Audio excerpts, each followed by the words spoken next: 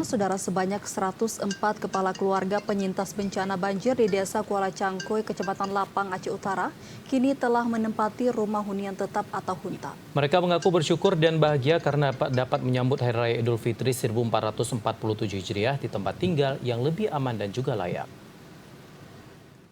Pemerintah melalui Kementerian Koordinator Bidang Politik dan Keamanan telah meresmikan sebanyak 104 unit rumah hunian tetap atau huntap di Desa Kuala Cangkoy, Kecamatan Lapang, Aceh Utara. Kehadiran huntap ini menjadi harapan baru bagi para penyintas bencana yang sebelumnya kehilangan tempat tinggal akibat terjangan banjir besar pada akhir November 2025 lalu.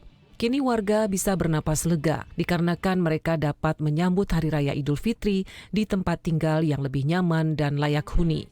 Salah satunya Fauziah bersama suami dan anaknya yang masih balita. Ia menjadi salah satu penerima rumah hunian tetap setelah rumah lamanya hancur diterjang banjir besar. Fauziah mengaku sangat bersyukur bisa menempati hunian baru ini. Sebelumnya ia dan keluarga harus bertahan di hunian sementara selama hampir 2 bulan dengan kondisi serba terbatas, terlebih mereka memiliki balita. Hunian tetap ini dilengkapi berbagai fasilitas, mulai dari instalasi air bersih, listrik, kamar tidur, kamar mandi, hingga perabotan dasar rumah tangga.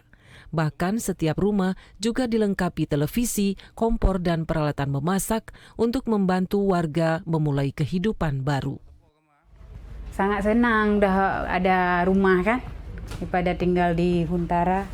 Suasana rame, pokoknya enak lah, rame sejuk pun di sini. Ya? Lengkap. Oh, lebih enak rumah dulu lah. Dulu rumah apa? Bantuan juga? Iya, bantuan tsunami. Tsunami ya? Dari Red Cross juga? Iya, karena kan udah lama tinggal di sana kan, lebih enak di sana. Ibu, di sini enak juga, cuman kan di sana banyak kenangan. Ya, Kini melalui pembangunan hunian tetap ini, para penyintas berharap dapat memulai kehidupan baru yang lebih aman dan lebih baik. Dari Aceh Utara, Fajar Sidik, TVRI Aceh melaporkan.